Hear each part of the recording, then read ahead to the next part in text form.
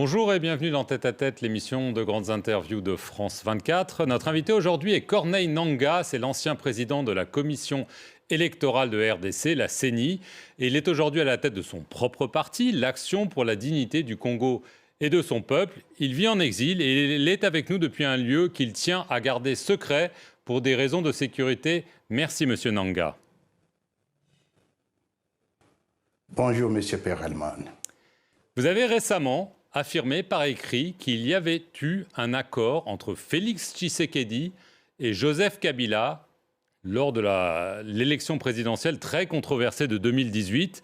Vous affirmez qu'il s'agit d'un accord conclu juste avant la publication des résultats, devant témoins par les deux rivaux, donc, et validé par 3 chefs d'État. Est-ce que vous pouvez nous dire aujourd'hui, pour la première fois, exactement de quoi il s'agit ? En 2018, je confirme effectivement qu'il y a eu un accord. Et je confirme aussi le fait que non, le président de la République a menti. C'est du mensonge. Il aurait mieux fait de me regarder en face et qu'il le dise. Pourquoi ne l'a-t-il pas dit à Kinshasa?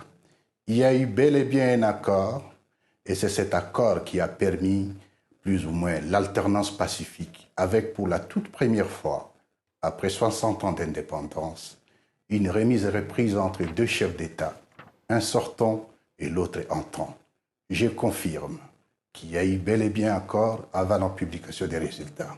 Alors, qu'est-ce qu'il y a dans cet accord? Il n'a pas été rendu public. Vous avez affirmé que vous en êtes l'un des rédacteurs. Que dit cet accord? Est-ce qu'il dit que Joseph Kabila et Félix Tshisekedi se mettent d'accord pour partager le pouvoir, alors que, d'après la CENCO, d'après beaucoup de pays occidentaux, l'élection n'a pas été gagnée par Félix Tshisekedi, mais par Martin Fayulu? Donc, ne revenons pas sur là. Je pense que ce n'est pas opportun de revenir sur la question de qui a gagné. Parce que de toute façon, la CENI a annoncé les résultats provisoires et les résultats définitifs ont été annoncés par la Cour constitutionnelle. L'accord était, en fait, la circonstance de 2018 est une circonstance exceptionnelle où, pour la toute première fois, on n'avait jamais eu une passation des pouvoirs. Et c'est la gestion de cette circonstance exceptionnelle où il y avait la conjugaison de plusieurs intérêts. Les intérêts de ceux qui étaient avec les différents candidats, les intérêts de la communauté internationale, mais ce qu'on a souvent oublié, les intérêts des forces de sécurité et de l'ordre. Bien entendu, la CENI devait jouer un rôle pour la paix, pour la passation pacifique du pouvoir. L'accord s'intitule l'accord pour la paix et la stabilité de la République démocratique du Congo. L'accord n'a violé aucune disposition de la Constitution, mais elle permettait la fluidité de cette passation de pouvoir. Et je confirme que l'accord a bel et bien eu lieu, mais M. Tshisekedi est habitué au parjure et à la négation, et je me demande pourquoi l'a-t-il dit à New York? Il devait le dire à Kinshasa.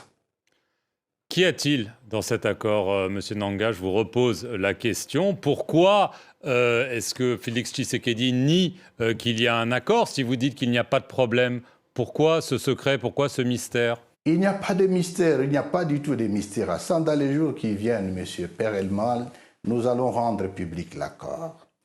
Et l'accord a pour objet le partage des pouvoirs. Parce qu'on était dans une situation exceptionnelle, où la majorité a été bien et bien gagnée par le FCC, alors que celui qui est passé président de la République était de l'autre bord. Et cet accord a été fait devant témoins, y compris 3 chefs d'État africains. Est-ce que vous pouvez le confirmer? Je confirme que l'accord a été signé devant témoins militaires, témoins politiques, et qu'après, l'accord a été validé et certifié par 3 chefs d'État africains. Est-ce que vous pouvez les citer? Bien entendu, c'est le président sud-africain, c'était l'ancien président kényan et le président égyptien. Vous avez quand même dit dans une interview à Radio Okapi fin août, parce que vous dites que les résultats ne sont pas controversés, vous ne voulez pas revenir dessus, vous avez dit quand même qu'il y a eu des secrets de délibération des véritables résultats. Est-ce que vous maintenez aujourd'hui que ce n'est pas Martin Fayulu qui a gagné cette élection, Monsieur Nangaa, parce que lui le maintient jusqu'à aujourd'hui? Je n'ai jamais dit ça au Capi. Encore qu'il est hors de question pour moi de donner ici les secrets des délibérations des votes. Là, cette question a été réglée par la loi, dans la mesure où la CENI a proclamé les résultats provisoires qui ont été confirmés par la Cour constitutionnelle. Le problème avec Marc, le problème dans cette histoire, laissez-moi le dire aujourd'hui, c'est qu'il y a eu beaucoup d'intervenants, comme je les ai cités au départ.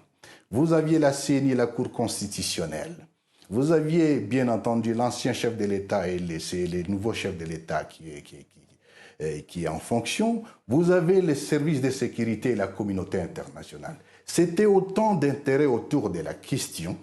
Alors, ce qui est souvent énervant est que ça soit la CENI seule, et donc le président de la CENI, l'ancien président de la CENI seul que je suis, et que je sois en train de payer la facture. Disons, mon adjoint ainsi que mon conseiller technique avons été sanctionnés par les Américains à cause de ça. Et aujourd'hui, on ne peut pas nier qu'il y a eu un accord. Et c'est ce qui est très énervant parce que ceux qui sont bénéficiaires, de ce qui est le premier bénéficiaire de cet accord, il devrait être sincère et être dans l'humilité de ne pas mentir. Il a menti. Mais ce que je ne comprends pas, Monsieur Nanga, c'est en quoi cet accord devait-il être secret? Si c'est juste un accord de partage de pouvoir, en quoi est-ce que ce serait un problème de le rendre public et pourquoi tant d'enjeux autour de ça? Monsieur Perelman, ce n'est pas à moi de vous apprendre que dans la vie des sociétés, les sociétés vivent des accords. Cet accord n'est pas un accord secret. Cet accord est un accord public, il sera rendu public dans les jours qui viennent. Mais comme vous le dites vous-même, on est en 2023. Pourquoi est-ce qu'il n'a pas été rendu public au moment où il a été signé, début 2019? Quel était le problème? Il devrait être rendu public aujourd'hui parce que le premier bénéficiaire en nie l'existence, ce qui est un mensonge. C'est ça plutôt le problème. Ces soutiens affirment que vous agissez ainsi aujourd'hui parce que déjà, vous avez pris votre envol politique, si je peux dire, et d'autres affirment qu'il y a une dispute minière, que vous avez essayé d'obtenir des faveurs du pouvoir et qu'il n'y a pas répondu favorablement, et que c'est pour ça que vous vous vengez. Quelle est votre réponse à ces accusations contre vous? Les questions privées ne me concernent pas lorsque je prends mes positions politiques. Il est un fait que je suis en contradiction politique avec le régime de Tshisekedi. Et entre-temps, insérer la question minière ou les questions privées, ça n'a pas d'importance. Mais ce qui est sûr, une mine m'a été expropriée par M. Tshisekedi et la mine est aujourd'hui exploitée par sa famille biologique. Là n'est pas le problème. Ce qui nous concerne, c'est le Congo aujourd'hui. Où va le Congo? Le Congo est dans une situation qui est telle que nous risquons de le perdre parce que nous avons à la tête de l'État un pyromane, je dirais un président qui ne sait pas ce qu'il doit faire. Depuis son avènement au pouvoir, il n'a fait que violer la Constitution. Il a hérité d'un pays entier et aujourd'hui le pays est divisé.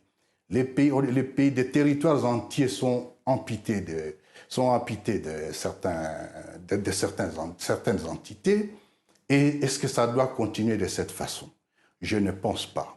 Le tâtonnement avec lequel il gère la situation sécuritaire du pays nous montre qu'aujourd'hui, M. Tshisekedi, c'est plutôt un agent de la balkanisation du Congo. Et nous ne devons pas le laisser faire, nous devons le stopper. C'est cela notre combat. Vous dites que vous êtes menacé. Sur quelle base affirmez-vous cela, M. Nanga? La menace de mon intégrité physique est réelle. Je suis en exil forcé parce que M. Tshisekedi voulait me tuer. Au fait, la chanson a toujours été la même. Nanga en connaît un peu trop. Il en sait un peu trop. Et c'est ça le problème. On m'a retiré la garde alors que j'en ai droit. Évidemment, c'est sa politique de vouloir humilier tout le monde qui plus ou moins a participé à ce qu'il soit là aujourd'hui. C'est la même chose aujourd'hui. La tendance, la propension à chercher à humilier l'ancien chef de l'État, ça va dans cette logique. Moi, on m'a retiré la garde. J'ai eu des menaces en permanence. Je me suis éclipsé de Kinshasa. Et c'est ce qui justifie qu'aujourd'hui, je suis en errance ou en exil. Mais entre-temps, cela ne va pas arrêter le combat que j'ai pris. Dernière question, Monsieur Nanga. Évidemment, on a beaucoup parlé de la dernière élection présidentielle. Il y en a une qui se profile normalement fin décembre. Est-ce que vous pensez qu'elle sera libre et transparente? Elle ne sera, de toute façon, il n'y aura pas d'élection en décembre. Deuxièmement, les conditions sécuritaires du pays, je me pose la question de savoir qu'est-ce que nous cherchons. Nous sommes en train de nous bousculer à Kinshasa pour élection. Entre-temps, nous n'avons plus Rutshuru. Entre-temps, nous n'avons plus Masisi. Là n'est pas le problème. Le pire, c'est que M. Tshisekedi aujourd'hui est un acteur de division des citoyens. La situation au Kivu aujourd'hui, la situation à l'Est en général, c'est entre autres par le fait qu'on a divisé le peuple.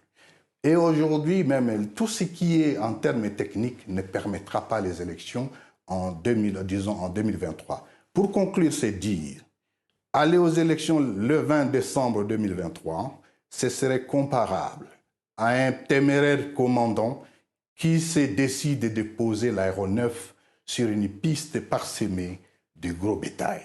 C'est très dangereux, nous ne l'accepterons pas. Corneille Nangaa, merci beaucoup d'avoir répondu aux questions de France 24 et merci à vous d'avoir suivi cette émission sur nos antennes.